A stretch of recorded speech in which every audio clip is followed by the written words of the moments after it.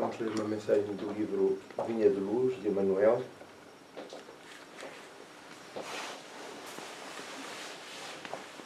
Cujo título é A Luz Segue Sempre.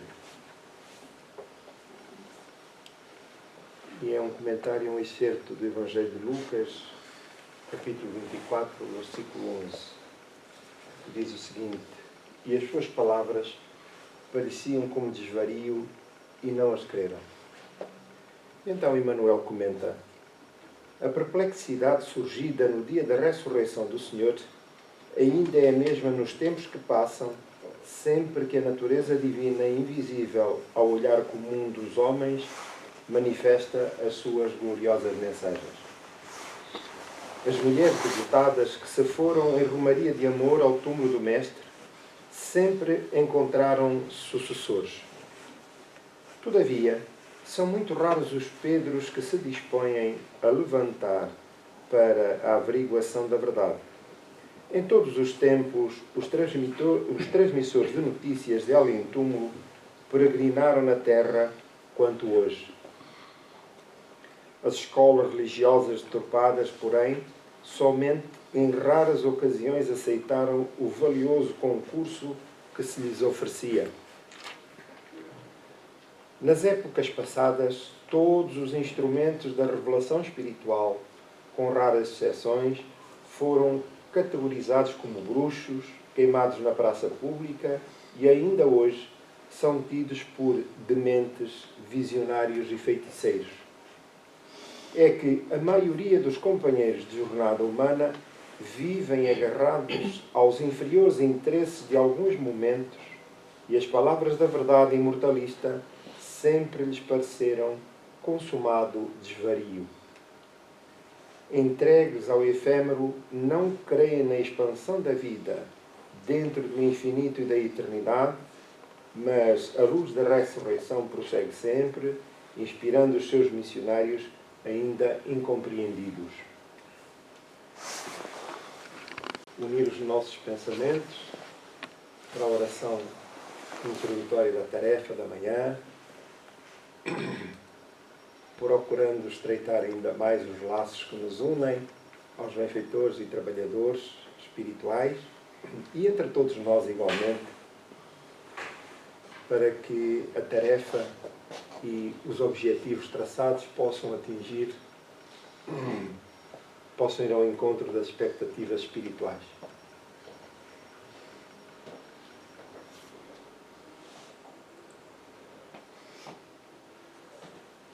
Assim sendo, colocamos no centro da nossa atenção a figura de Jesus, o amigo incomparável das nossas vidas. E Deus, nosso Pai, Criador da vida, que por misericórdia nos facultou a existência física e espiritual, permitindo-nos alcançar os planos mais elevados da vida, que nos reservam o estatuto de felicidade e bem-estar.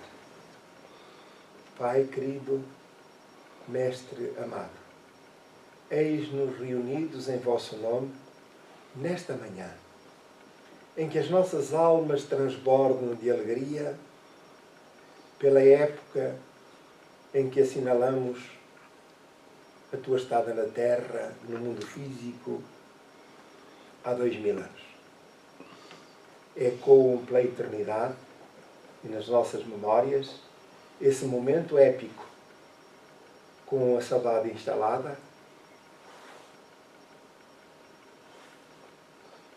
pelas luzes feéricas, pela musicalidade e pelo ambiente, todo ele preparado para que aqui pudesse chegar até nós. Pai de infinita misericórdia e de infinito amor. O objetivo da nossa reunião é, para além de vos louvar, estudar e refletir o ensino que os Espíritos transmitiram a fim de podermos assimilar e transformar em ferramentas de trabalho que muito nos facilitam a transformação dos nossos valores para que se consolidem e sejamos criaturas novas e dignas de empunhar a vossa bandeira, bandeira de luz, de paz e de harmonia. Inspira-nos, Senhor, e ampara-nos sempre. Muito obrigado. Que a tua paz permaneça connosco.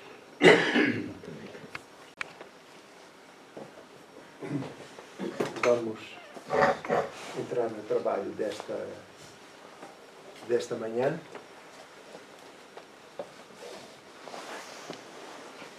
O livro do mês, o Evangelho segundo o Espiritismo. Estamos no capítulo 1 e o seu título é Não Vim Destruir a Lei. Portanto, vamos hoje tratar do item 8, que nos fala, aqui já, ou melhor, o capítulo iniciou-se com as 3 revelações, Moisés, Cristo e Espiritismo, e hoje vamos falar da aliança da ciência e da religião. Portanto, tratar deste tema. Eu peço desculpa. Aliança da religião, da ciência e da religião. E diz o seguinte: a ciência e a religião são as 2 alavancas da inteligência humana. Uma revela as leis do mundo material e a outra as do mundo moral. Portanto, a ciência por um lado e a religião por outro. E naturalmente que ambas, e quem por elas transita e trabalha, colabora para o mesmo objetivo, que é o engrandecimento espiritual e moral da criatura humana e dos espíritos também. Porque muitos dos espíritos, volto a lembrar, que a maioria dos espíritos que aqui se encontram no recinto, e quando dizemos em reabilitação, são espíritos que estão, na sua esmagadora maioria, a aprender com todos nós. Com as nossas reflexões, a nossa inspiração, as nossas orações, a nossa devoção, a nossa crença, a nossa confiança irrestrita em Deus. Porque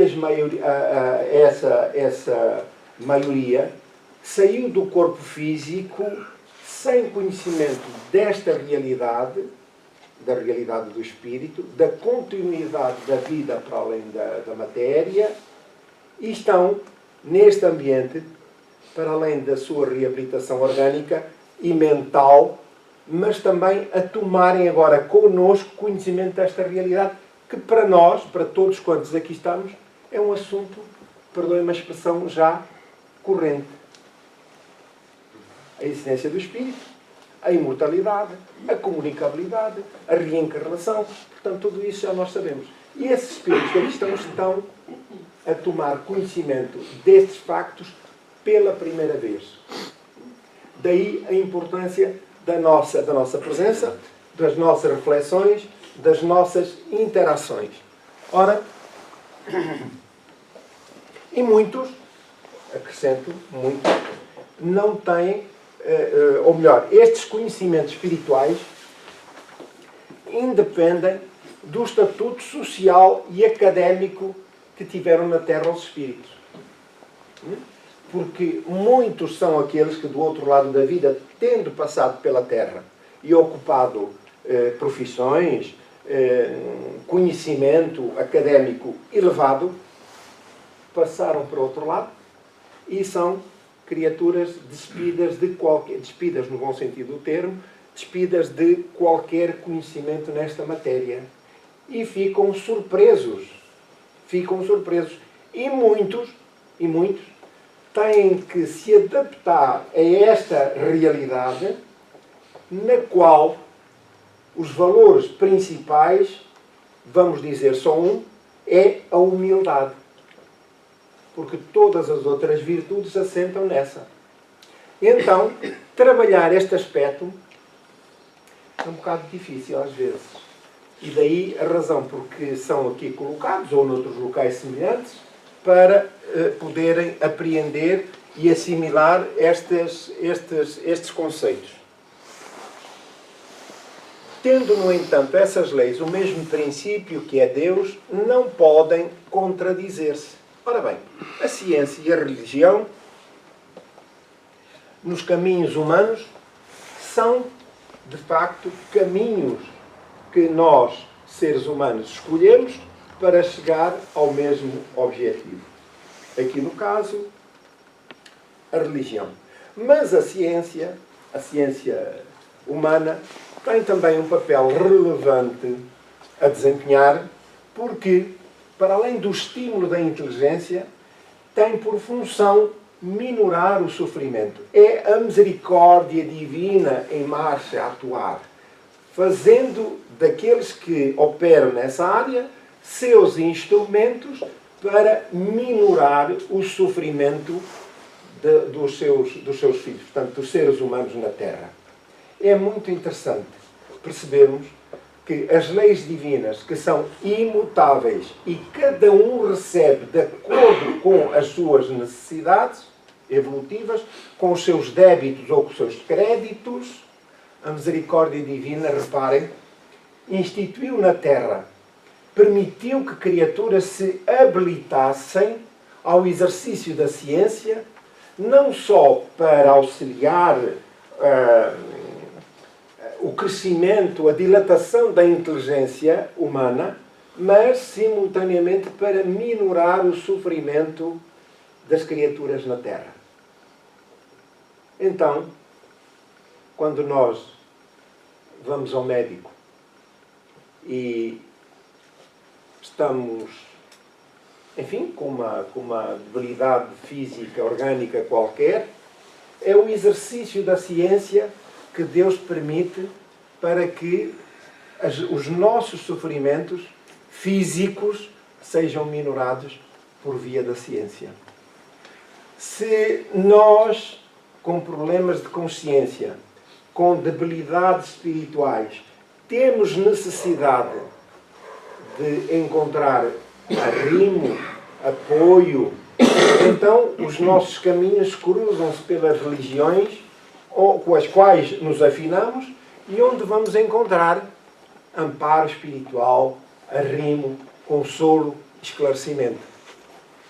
Portanto, quando nós falamos da misericórdia divina, esta não é uma concepção teórica, não é uma retórica vã, é concreta, são os factos que ocorrem na nossa vida diariamente.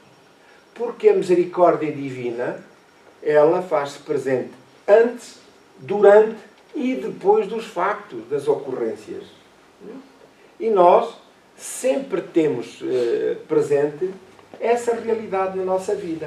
Então, nós podemos de facto considerar que não só somos filhos de Deus, legítimos, mas também seus herdeiros. Quer dizer, nós somos o filho pródigo da parábola do Evangelho, que em qualquer circunstância, sempre que desejar retornar à casa do Pai, há festa no lar por esse retorno. Mas não estamos verdadeiramente apartados da misericórdia divina. E isso é fundamental para que tenhamos em atenção a importância da misericórdia divina ao longo da nossa jornada. E às vezes podemos, por, incorretamente, julgar que estamos desamparados, infelizes, tristes e, afinal, é só uma falta de atenção e de reflexão relativamente àquilo que é, de facto, o amor divino, a justiça divina. Então nós não estamos sós, aparentemente, mesmo que fisicamente sós, nós nunca estamos sós. Porque a misericórdia divina expressa-se nos mais variados e até para nós insignificantes, mas importantes para a nossa existência, da presença divina. Então, é importante este conceito que os Espíritos nos deixam por uma razão. A ciência e a religião sempre estiveram em conflito entre si.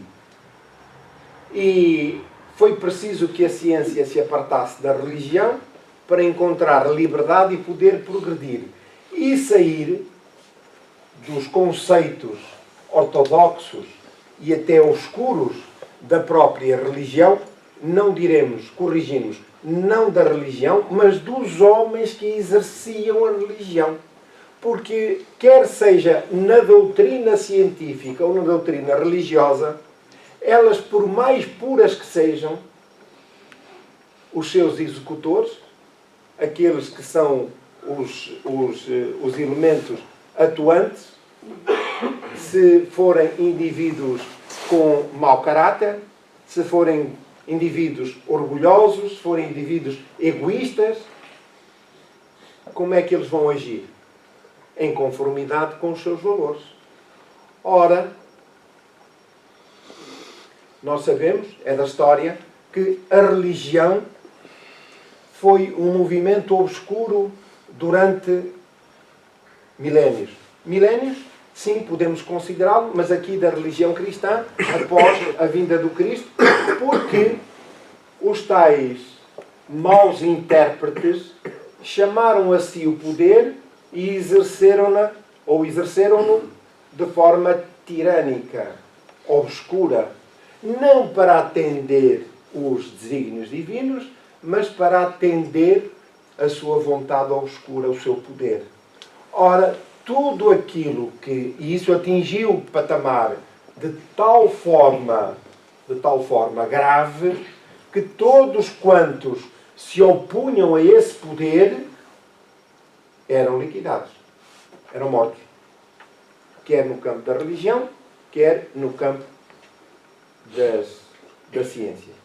E ainda nos dias de hoje, nós vemos, tomamos nota na mensagem introdutória de Emmanuel, que foram muitos aqueles que a religião trucidou por os considerarem feiticeiros, bruxos, por aí adiante.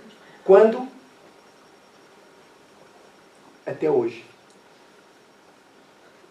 Porque ainda, nos dias de hoje, as faculdades mediúnicas não são aceitas de forma transparente, de forma respeitosa, e basta ir ao psiquiatra e dizer que houve umas vozes e que deu umas coisas, já todos nós sabemos o que é o destino que está traçado. Então, nós temos que ter muito cuidado. Mesmo nos nossos meios profissionais, se nós dizemos, eu sou espírita, ou eu sou médium, não estou a dizer nada de mais, porque temos conhecimento de factos. Carreiras que são profissionais que são prejudicadas, porque as pessoas são corajosas e assumem as suas opções religiosas. Portanto, é só para saber que, apesar da aparente liberdade que existe, há ainda no submundo toda uma panóplia de preconceitos que prejudica as pessoas. E no campo da ciência também a mesma coisa. Está-se a fazer progressos, mas a função, como dizemos, da ciência, como é que a ciência poderá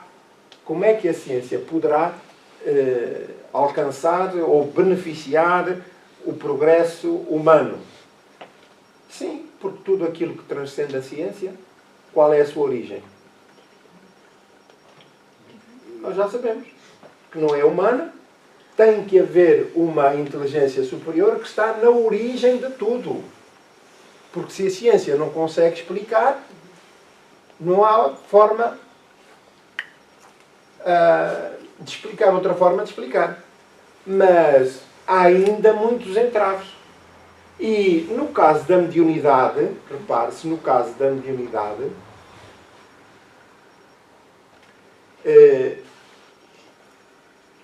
que é a ciência mediúnica ou a ciência espírita, que pesquisa as comunicações mediúnicas, os fatos mediúnicos, as comunicações espirituais.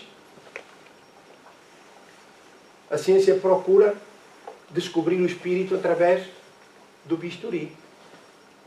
Porquê? Porque são protocolos que estão estabelecidos e os protocolos têm que se repetir tal qual as experiências que são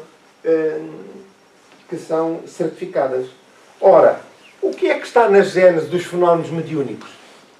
O espírito. O espírito é portador de inteligência e o espírito é que comanda os fenómenos mediúnicos. E se ele quiser, há factos mediúnicos. Se ele não quiser, não há factos mediúnicos. Então, não é o simples facto, por eu ser médium, ou outra pessoa qualquer, que, vamos dizer, os espíritos vão se comunicar. Não. Os espíritos não se comunicam porque têm a liberdade e têm a opção. Como acontece connosco. Assim, o senhor hoje vai falar ou vai a qualquer sítio? Eu, não me apetece, não tenho nada a fazer, não vou lá e não vou.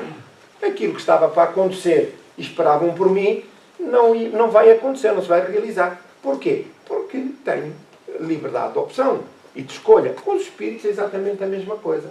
Mas, felizmente, há muitas pessoas na área da ciência corajosas que se assumem e não têm receio de enfrentar, entre comas, as feras que se impõem, as feras do obscurantismo, que se opõem ao progresso científico e intelectual. Então, mas a ciência vai... Porque este é o grande problema. O grande problema. Eu, quando vejo o meu vizinho a aproximar-se muito do meu terreno, eu disse, bem, ele só está a apreciar a paisagem, mas eu, desconfiado, penso logo que ele vai querer apropriar-se do meu espaço. É o que acontece com a ciência e com a religião. Portanto, quando se aproximam, eles ficam preocupados. Porquê? O que é que está na gênese disso? É o interesse do próximo? Não. É o meu interesse. É o poder. E eu tenho medo de perder o meu poder. Porquê? Porque deixo de ter os privilégios, o estatuto que tinha até então. Ora, então a ciência vai desocupar as funções da religião ou vice-versa? De jeito nenhum. No centro espírita, quando estamos a conversar com alguém, a analisar e a avaliar as circunstâncias e os factos, os relatos que as pessoas nos transmitem, se não vislumbramos qualquer, ou se duvidamos de qualquer origem espiritual, nós dizemos, vá ao médico. Vá ao médico, peça uma consulta nesta ou naquela área e depois queremos a informação da avaliação, o resultado das avaliações, para descartarmos tudo isto. Porquê? Porque há uma série de fatores que intervêm na saúde física e na saúde mental da criatura. E nem tudo é espiritual. Nem tudo é espiritual. Mas ambos se complementam. Suponhamos que alguém está a fazer e tem um caso grave de depressão. Está a fazer medicação. Que chega aqui e diz assim, olha, eu tenho estes sintomas, tenho aqueles, tenho aquele outro, por aí adiante. Muito bem. Vai ao médico. Recomenda-se que vá ao médico. Vai ao médico, o médico prescreve determinado tipo de medicação.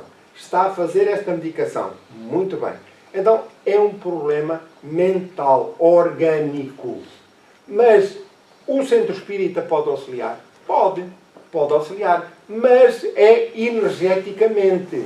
Não é um problema espiritual no sentido comum do termo. Quer dizer, não há interferência espiritual. A doença é do próprio. É um problema emocional, é um problema mental, que depois se materializa nos incômodos que o próprio detecta. Ora, energeticamente, através do passe, o centro pode e deve facultar esse apoio durante determinado período de tempo. Portanto, é um complemento.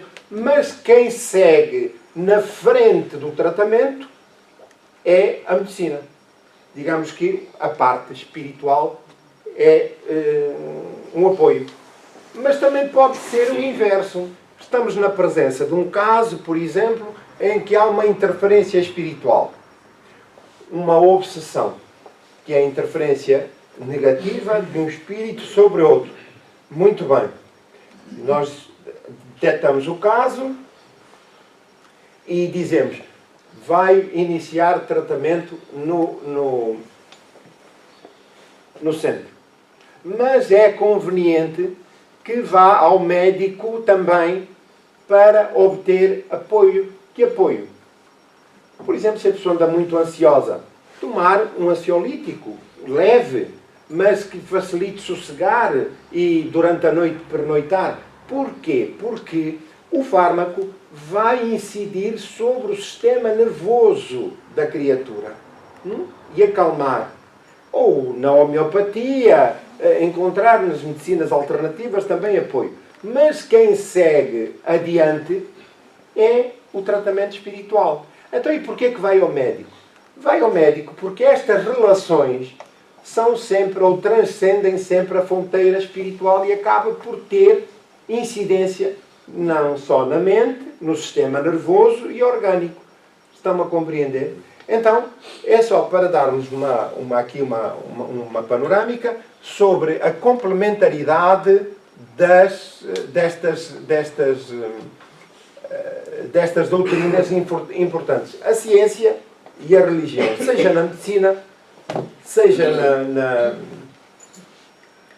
na instrução, seja na química, na física, outra qualquer. Mas a ideia é simultaneamente permitir à própria ciência, nos estudos e conclusões que empreende, chegar a essa conclusão. É que, para além dos seus limites, das suas fronteiras, há uma inteligência que permanece vívida. Alguma dúvida sobre a matéria? Não há. Muito bem. Então vamos adiante. E, portanto, em tese, é o que diz aqui, não podem concretizar-se porque ambas têm origem do outro lado da vida. Se fossem a negação uma da outra, uma necessariamente estaria em erro e a outra com a verdade, porque Deus não pode pretender a destruição da sua própria obra. Então, digamos que a ciência quer empurrar a religião para o misticismo e, em muitos casos, a religião quer empurrar a ciência para o materialismo. Mas também, simultaneamente, quer chamar a si, como já aconteceu, como nós sabemos, a Idade Média. Como é que as primeiras criaturas começaram a pesquisar cientificamente a própria vida, o corpo, como tinham que fazer? Às escondidas da opinião pública e, sobretudo, do poder instalado, da Igreja. Não podiam. Porquê? Dissecar um corpo. Na altura era pecado, um pecado mortal. Porque o corpo era sagrado e não se podia tocar, dissecar.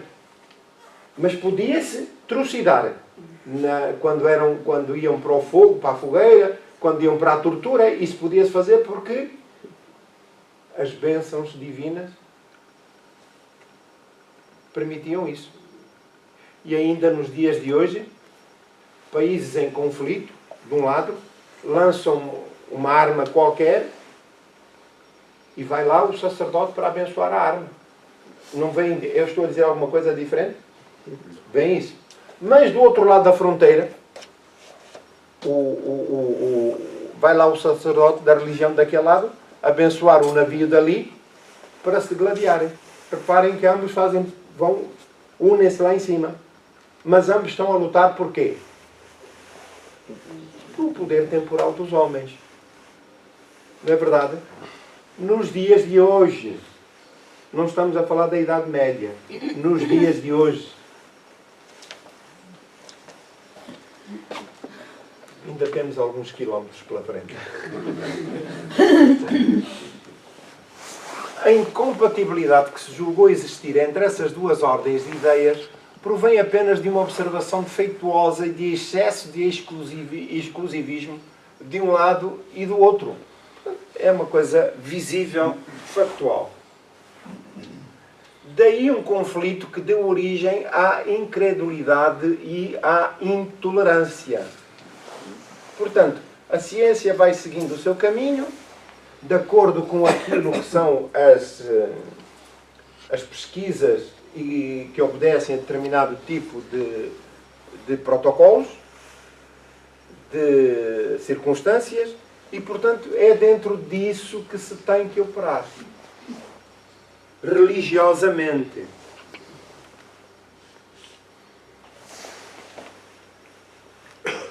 São chegados os tempos em que os ensinamentos do Cristo têm de ser completados.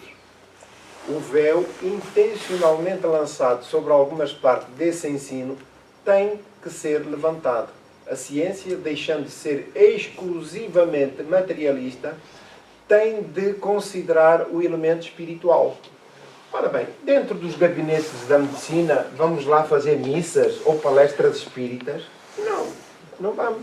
Mas também nos centros espíritas ou noutras agremiações religiosas, não se vão dar consultas médicas nem fazer operações cirúrgicas. Cada coisa no seu lugar. O que importa é que ambas, nos seus objetivos, se complementem, tendo em vista servir a criatura humana e exercer aquilo que, tanto quanto possível, as determinações divinas, que é exatamente isso. Porquê? Este conhecimento, esta interação, permite conhecimento que vai alavancar, vai estimular a fé nas criaturas, na existência de Deus. Mas é uma fé ortodoxa? Não. Não.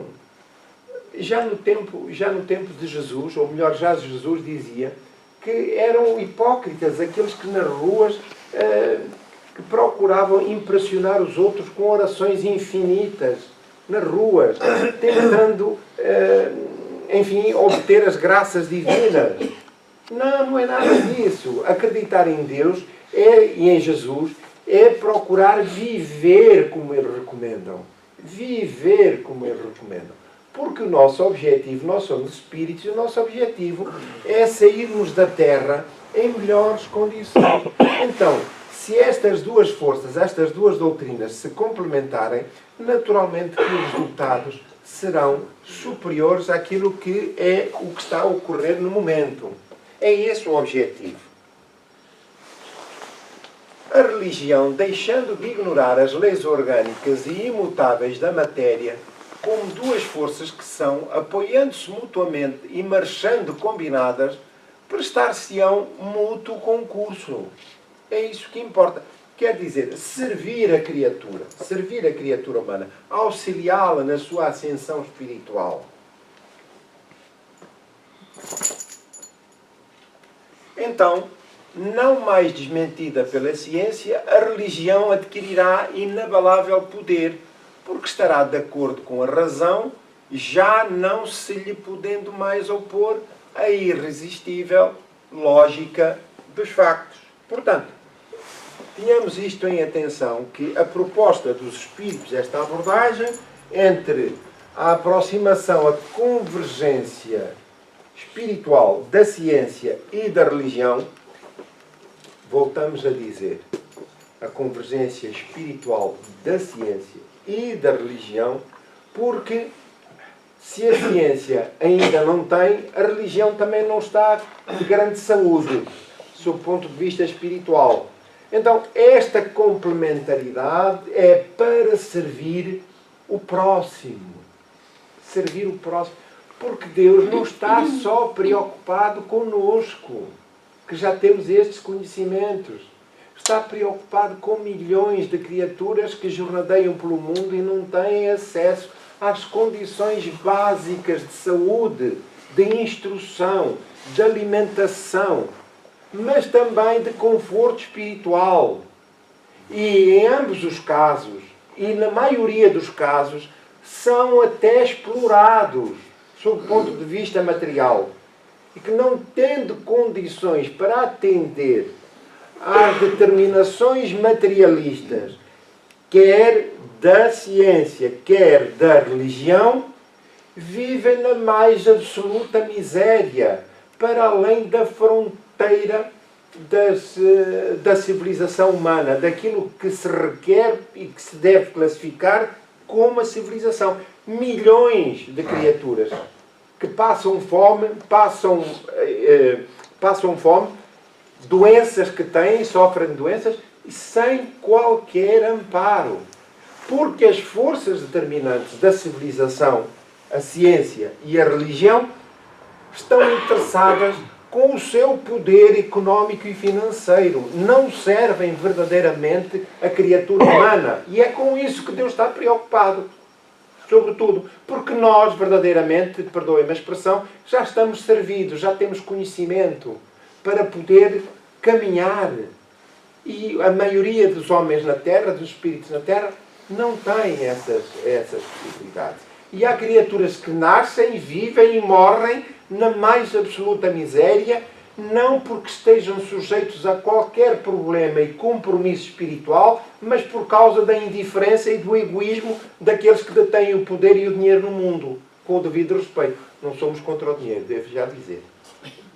Portanto, o que devemos é estar preocupados com aqueles que nada têm e que podemos, digamos assim, ser solidários, aqui no caso e em concreto, da ciência e da religião, para que estejamos a convergir para o mesmo ponto comum, que é isso que Deus deseja para todos nós, que é o bem-estar tanto quanto possível. Estão-me a compreender? Muito bem. E é isso que o tema aqui nos transmite. A ciência e a religião não puderam até hoje entender-se porque, encarando cada uma as coisas do seu ponto de vista exclusivo, repeliam-se reciprocamente. Eu devo aqui dizer, perdoem-me, vou só aqui fazer um parâmetro,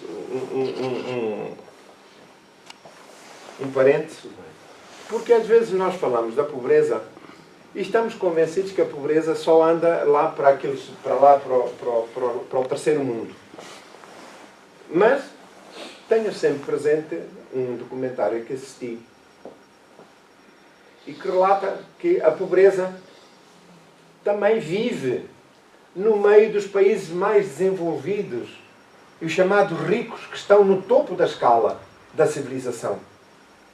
Um grupo de magnatas americanos reuniu capital e compraram um avião e reuniram uma equipa de médicos que trabalhavam pro bono, equiparam com equipamentos cirúrgicos, topo de gama, e então estavam destinados e iam visitar os países pobres que havia pelo mundo e que solicitavam apoio. Então, ou eram no local, marcavam primeiro, tinham os seus embaixadores no local, que faziam, enfim, a triagem, e havia uma série de patologias que depois, quando aí chegavam, a equipa médica, já com bloco operatório preparado, tudo preparado, eles eram submetidos a cirurgias, tratamentos dos mais variados, para adiante, à vista, outros tipos de... Iam a um país, depois iam a outro, depois, no fim daquele programa, do primeiro programa que tinham estabelecido, o último sítio era nos Estados Unidos. Nos Estados Unidos. Fazer exatamente a mesma coisa que estavam a fazer num país do terceiro mundo em África, lá no meio do mato. E pessoas como nós, estavam na fila para obterem uma consulta. Foram, já à noite adentro, encontrar um cavalheiro que estava dentro de um carro, ele, a mulher e 2 filhos, e perguntaram-lhe porque é que estava ali. Ele disse, olha, viemos aqui a uma consulta porque nós precisamos de assistência dentária e não temos condições para, os nossos rendimentos não permitem ter uma consulta e acompanhamento dentário e nós queremos aqui vir. A dormir nessa noite, no carro, o casal e 2 filhos, para ganharem vez no dia seguinte, terem senhas, para no dia seguinte irem a uma consulta médica dentária. Entretanto foram, e uma das pessoas, uma senhora relativamente jovem, devia ter na casa dos 40 anos, a perguntar o que é que ali estava a fazer. Também na fila. Estou à espera de uma consulta. Tenho um problema na vista, ela tinha um óculos, estou com um problema na vista e quero marcar uma consulta para ver. Então, e a senhora está aqui porque não tenho possibilidades. Eu sou professora e o meu rendimento não me permite uma consulta de oftalmologia e tratamento oftalmológico. Meus amigos, é da pobreza que nós estamos a falar e, como percebemos, ela eclode e vive nos mais variados pontos do mundo. Então a riqueza é só uma aparência, porque nos intestinos dos serviços dos países mais civilizados a pobreza continua latente, vívida. E há pessoas que, apesar de todos os esforços e com todo o mérito e com todo o respeito e admiração que nos merecem, porque trabalham de sol a sol, os seus rendimentos não permitem acesso à saúde, a cuidado de saúde primária. Então, é importante que tenhamos isto em atenção. O que está aqui em causa, e é isso que Deus pretende, e que Jesus pretende, e que nós estamos no Natal, não é que dentro de casa ou dentro do nosso coração tenhamos o altar de Jesus enfeitado com flores e por aí fora. Não. Isso não interessa absolutamente nada. O que nos interessa é a herança que Jesus deixou e o que fazemos dela. É essa a mensagem de Natal. O que fazemos da herança que Jesus nos deixou. Porque adorar a Deus ou a Jesus, mas não termos a preocupação com esses valores, é melhor sermos materialistas. Ora, é para chegar a esse objetivo que o tema hoje aqui aborda. É a convergência dos valores da ciência e da religião para chegar a todos. A todos. E isso vai resolver o problema de toda a gente? Não. Não vai resolver o problema de toda a gente. Mas vai ajudar a minorar as dores e os sacrifícios. E mais. É, sobretudo, preparar a criatura humana para a fé em Deus. Isso é fundamental. Porque a fé, muitas das vezes, a criatura não tem forças para refletir, para perceber, para aceitar, quando tem o estômago vazio. Compreende? Quando tem o estômago vazio. Então é fundamental que as duas propostas, as duas doutrinas, caminhem juntas para esse objetivo superior. E é disso que aqui o tema hoje nos trata. Faltava com que encher o vazio que as separava, um traço de união que as aproximasse. Esse traço está no conhecimento das leis que regem o universo espiritual e as suas relações com o mundo corpóreo. Leis tão imutáveis quanto as que regem o movimento dos astros e a existência dos seres. Porque, para além, a ciência já chegou à conclusão que o universo é infinito. Nós não sabemos o que isso é. Esse conceito não cabe no nosso pensamento, nos nossos conhecimentos. Está para além das nossas capacidades. O infinito. Porquê? Porque para nós, ainda na fase em que nos encontramos, tudo é finito. Tudo tem um princípio e vai ter um fim. Já podemos aceitar que tivemos um princípio, sim, em Deus, e conceber que somos eternos. Sim, olha, eternos, nunca mais vão morrer. Pronto, está bem, mas eu fui criado. Agora, este conceito do infinito, do universo, que não tem fronteiras. ele está permanentemente em dilatação, em crescimento. Então, este conceito é um conceito que ultrapassa a nossa capacidade de entendimento. Mas aquilo de que a lição se reporta é aquilo que é o conhecimento atual, aquilo que nos é permitido perceber. Uma vez comprovadas essas relações pela experiência, nova luz se fez. A fé dirigiu-se à razão, que é isso que a doutrina espírita está a fazer. É apelar à razão. Não mais a fé dogmática, não mais o poder da fé sobre a caridade, mas a caridade que se transforma na fé. Esta nada encontrou de ilógico na fé. Foi vencido o materialismo.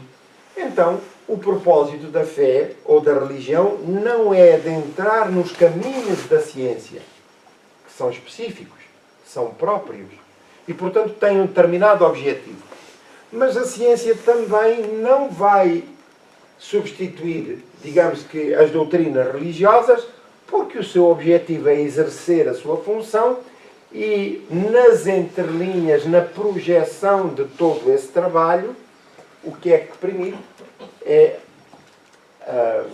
a visualização, o conceito real, autêntico, da inteligência superior que nos criou, que é Deus.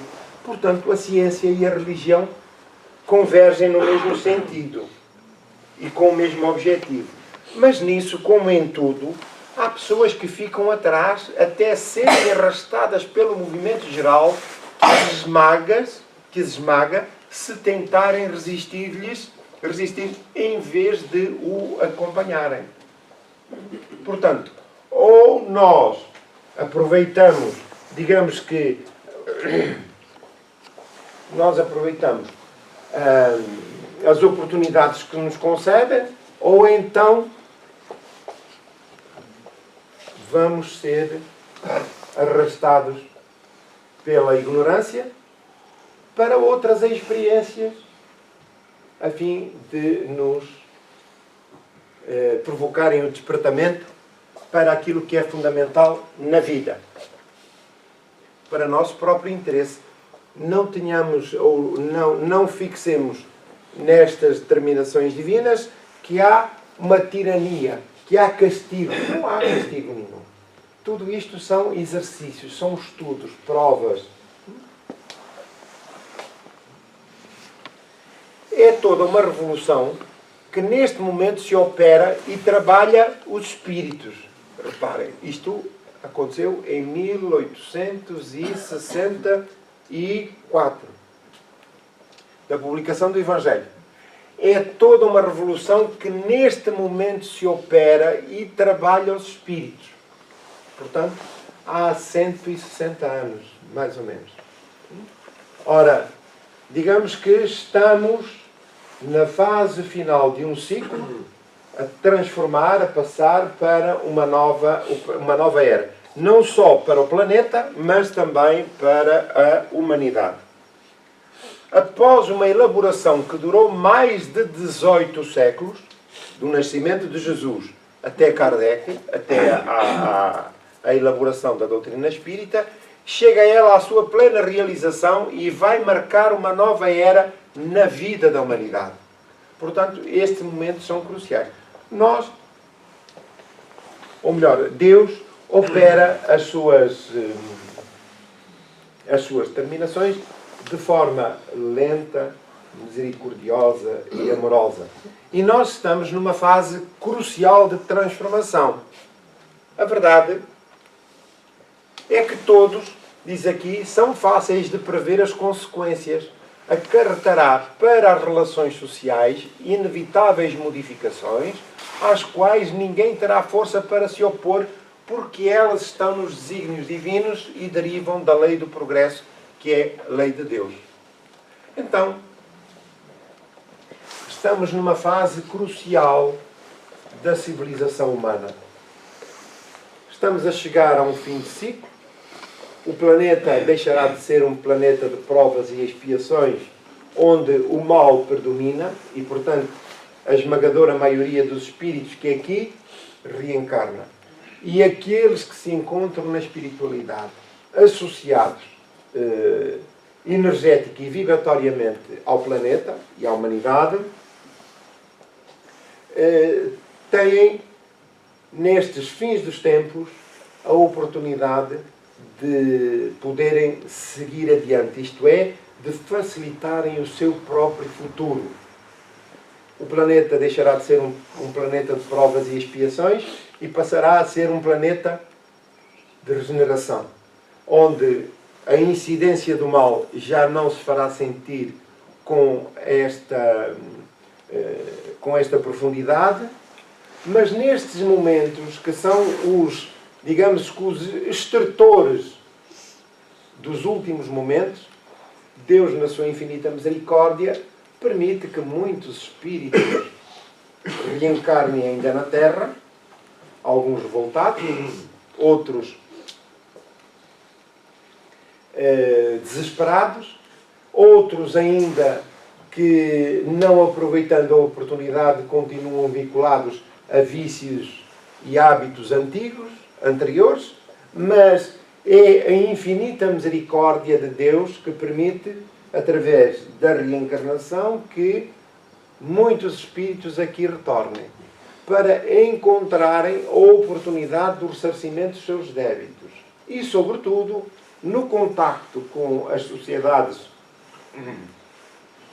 e com as civilizações estabelecidas, possam aprender e possam ganhar competências para superar as suas dificuldades.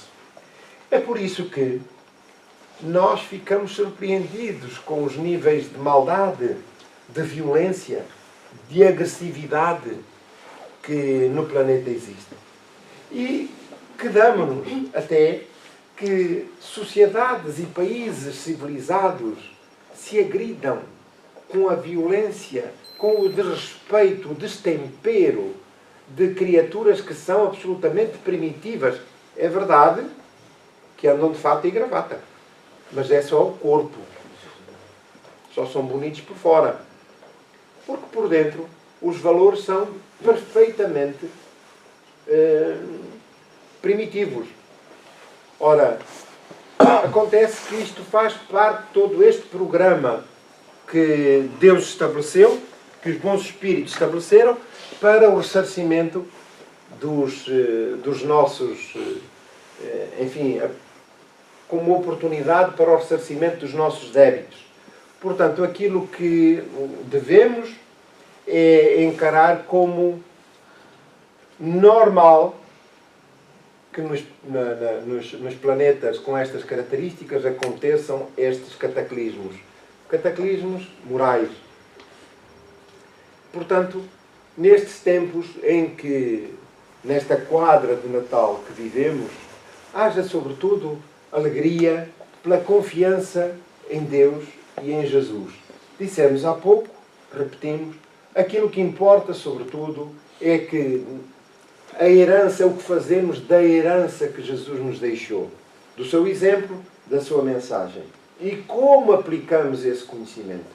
Então, nós já somos os cristãos novos, que não podemos continuar, não devemos continuar com os mesmos hábitos ancestrais, de experiências falidas, nós mesmos, em experiências falidas, noutros corpos, noutras civilizações, mas que usamos em vão o nome de Deus, não só para tripudiar, mas também para fantasiar e para deter o poder que a Igreja nos facultava no passado. Então, nós estamos numa nova era e nós temos que ser, de facto, novos. Novos, porque, organicamente, já sabemos qual é o nosso destino, fisicamente. Não é verdade? Não há aqui ninguém com ilusões. Fisicamente já não voltamos para trás. É sempre em frente. Embora continuemos bonitos. Mas é sempre em frente. Não é? Mas por dentro a alma é uma alma rejuvenescida, alegre, que resulta dessa confiança em Deus, do conhecimento espiritual. Então, meus queridos amigos e minhas queridas amigas, permitam uma intimidade. Vivamos o Natal com alegria. Cumpramos as tradições, mas não nos esqueçamos de Jesus, da sua herança, sobretudo, aquilo que nós precisamos ou devemos fazer e queremos fazer com essa herança. Porque Jesus é esse o nosso compromisso. Aguarda de nós, de facto, a criatura nova. Somos o filho pródigo que retorna à casa do Pai. Já estamos na casa do Pai. Porque, entretanto, nós reconhecemos os erros. E é por isso que aqui estamos a tomar conhecimento da profundidade espiritual que nos revelam os espíritos superiores. Então, que o nosso Natal seja vivido com alegria, sem tristezas. Mas aqueles que perderam os seus entes queridos sabem que esses continuam vivos. Aqueles que se afastaram pelas circunstâncias da vida sabem que eles estão ali. Mas nós estamos aqui ou acolá porque somos apóstolos da vida que Deus convoca, tal como os primeiros cristãos, para levar a sua bandeira aqui ou acolá, fazer novas amizades, constituir famílias, convivermos, integrarmos nos grupos e nas comunidades. Então, aquilo que nós desejamos é que o Natal seja um Natal de paz, sobretudo. Rico, mais rico ou mais pobre, que isso não nos condicione a alegria do Natal de Jesus, de partilharmos valores, de estarmos próximos espiritualmente uns dos outros e de sermos felizes.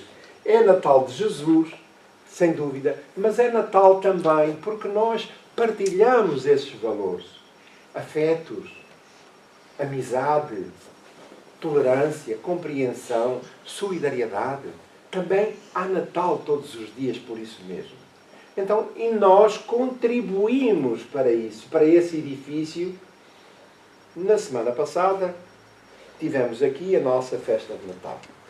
Singela, mas feita à medida das nossas possibilidades, com esforços acrescidos por parte dos intervenientes, dos atores, dos mais pequenos aos mais velhos, mas aquilo que foi a nota dominante foi o sentido espiritual da mensagem de Jesus, para que pudéssemos estar unidos nesse momento tão importante.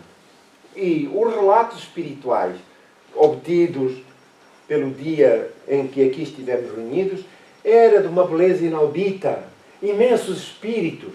Aqui o ambiente era de absoluta tranquilidade, harmonia, de paz e de alegria dos espíritos, inclusive de crianças que aqui estiveram a participarem também, oferecendo cada um deles o melhor de si, tal como aconteceu connosco, para que o nome de Jesus pudesse florescer ainda mais e melhor nas nossas almas. Então, esta é a nota final que nós deixamos para que nos sintamos alegres e felizes, porque a mensagem de Jesus mora nos nossos corações. E o nosso desejo é dar vazão, fluindo todos esses valores para enriquecimento nosso e da vida. Bem-ajam a todos, sintam-se individualmente abraçados e desejamos mesmo que o Natal de cada um seja um Natal de paz, de harmonia, de concórdia, de tolerância, para que estejamos a trabalhar junto dos benfeitores espirituais que nos seguem os passos ao longo do tempo. Bem-ajam a todos pela oportunidade e pelo convívio, pelo reencontro. Até sempre. Muito obrigado. Obrigada. Vamos então terminar a nossa tarefa da manhã, unindo os nossos pensamentos em torno de Jesus,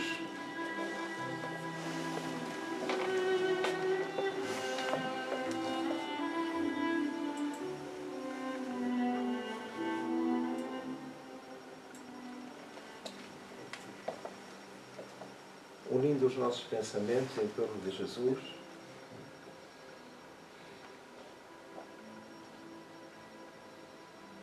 e deixando fluir da intimidade da alma os melhores sentimentos, vibrando com alegria, com amor, porque as nossas vibrações e energias entrelaçam-se e evoluem, ascendem espiritualmente. E os benfeitores espirituais usam como recurso para a reabilitação orgânica dos espíritos nossos irmãos em reabilitação e aqui acomodados no recinto, partilhando connosco o espaço e o tempo, as reflexões e, sobretudo, a nossa confiança irrestrita em Deus. Mestre querido, nesta época, Senhor,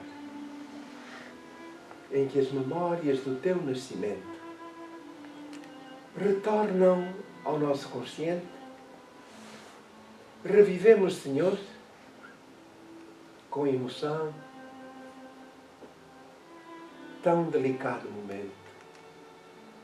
Escutamos na alma as vozes dos milhares de espíritos que Te acompanharam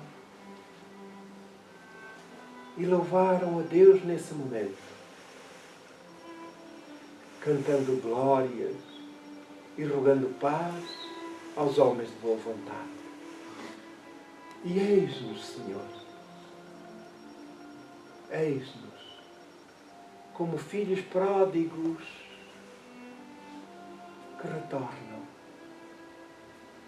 Transportamos-nos, Senhor, para a manjedoura humilde,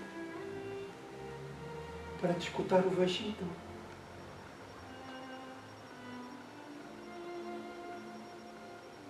E encantar-nos, Senhor, com a Tua beleza.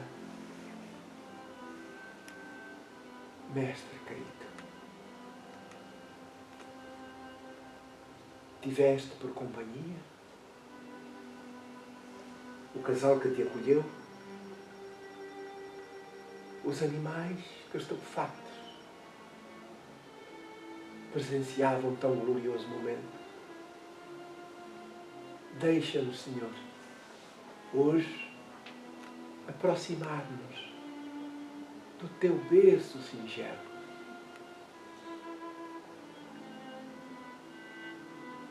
E sentirmos a beleza da Tua figura, da Tua presença, do Teu amor. Aqui, Senhor, trazemos as nossas dores, as nossas indecisões, os nossos traumas, as nossas dificuldades. Mestre amado, deixa que as bênçãos dos céus, que a Tua luz chegue e penetre e inunde todo o recinto. Envolva a cada um dos presentes nos dois planos da vida. Sabemos, Senhor, que as vicissitudes e os compromissos assumidos para a nossa ascensão espiritual permanecem e requerem coragem e determinação. Assim continuamos. Mas da Tua fé, Senhor, ou melhor, a nossa fé em Vós permanece irretocada e permanente, porque ela nos dá ânimo, força, coragem e determinação para prosseguirmos no trabalho de aprimoramento. Mestre querido, para aqueles que são fonte da nossa preocupação, os nossos familiares e amigos ausentes, quer no plano físico, quer no plano espiritual, segue a nossa rogativa e o nosso testemunho de solidariedade, um abraço fraternal, para que sintam o nosso amor, para que sintam o Teu amor e possam, tanto quanto possível, despertar para a fé. Mestre amado, pedimos licença para o encerramento da tarefa, rogando-vos amparo no tempo. Muito obrigado, Senhor.